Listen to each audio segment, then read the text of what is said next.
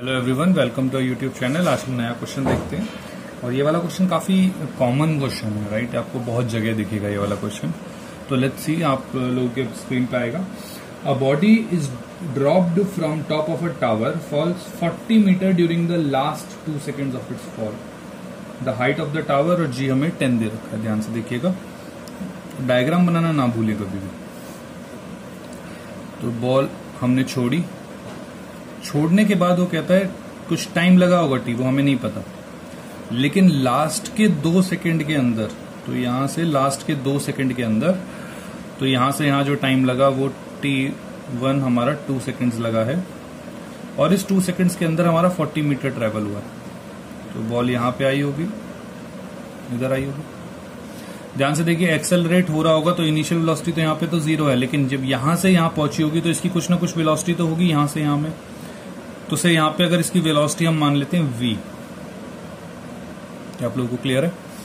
क्योंकि velocity change हुई है इसलिए मैंने v मानी है, ठीक है। तो ये v आ गई। अब v यहाँ पे है, एक्सेलरेशन हमें पता ही है, डिस्प्लेसमेंट पता है और टाइम पता ही है 2 सेकेंड है। तो वापस से देखिए, s इज इक्वल टू क्या होता है, ut plus half at square, क्योंकि फाइनल वेलोसिटी की तो हमारी कोई बात ही नहीं हो रही है। हमारे जो डिस्प्लेसमेंट है देखिए 40 मीटर है डाउनवर्ड डायरेक्शन में, तो क्या -40 आ जाएगा। एक्सेलरेशन जो है वो क्या -10 मीटर पर सेकंड स्क्वायर है, ये हमें गिवन है।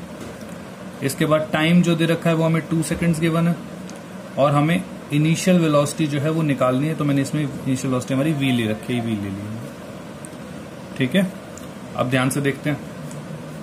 तो अगर मैं इसमें देखता हूं s is equal to u t plus half at square, value डालें तो -40 is equal to v into t, time 2 seconds, plus half into acceleration -10 into time again 2 का स्क्वायर।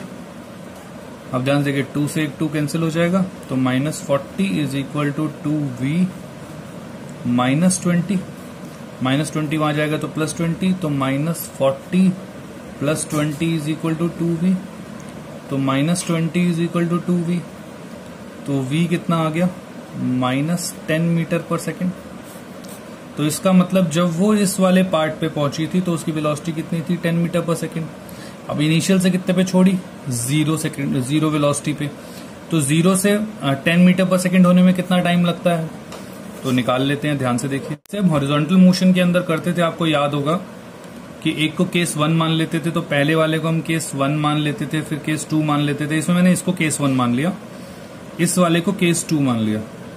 है तो यूनिफॉर्म एक्सेलरेशन, पूरा मोशन एक ही है, लेकिन उस मोशन को मैंने डिवाइड कर दिया 2 केसेस के अंदर। तो एक में बॉल जब ऊपर से यहां तक आ रही है और दूसरे में जब यहां से यहां जा रही है। ये वाला तो मैंने कैलकुलेट करके निकाल लिया कि वेलोसिटी जो आई है वो कितनी आई है, 20। तो केस 2 के लिए देखते हैं। ध्यान से देखिए, तो केस 2 जो है उसमें इनिशियल वेलोसिटी तो हमें 0 दे ही रखी है। फाइनल वेलोसिटी देखिए मैंने निकाल लिया -10 मीटर पर सेकेंड। एक्सेलरेशन हमें -10 मीटर पर सेकेंड स्क्वायर दे रखी है और टाइम हम निकाल सकते हैं इसमें से। ध्यान से देखिए, इसमें कौन सी इक्वेशन लग सकती है। तो इसमें जो इक्वेशन लगेगी वो कौन सी लगेगी, फर्स्ट इक्वेशन। तो v is equal to u plus 80। तो final velocity -10, initial velocity 0, acceleration -10 into t. तो क्या हो जाएगा, -10 is equal to -10 into t. -10 से -10 कट गया तो 1 आ जाएगा। तो t is equal to 1 second. तो टोटल जो टाइम फ्लाइट होगा क्या वो 3 सेकेंड हो जाएगा, राइट। अब 3 सेकेंड से है तो फर्स्ट इक्वेशन निकाल लो। तो मैं ये वाला भी करके दिखाता हूँ, ध्यान से देखिएगा।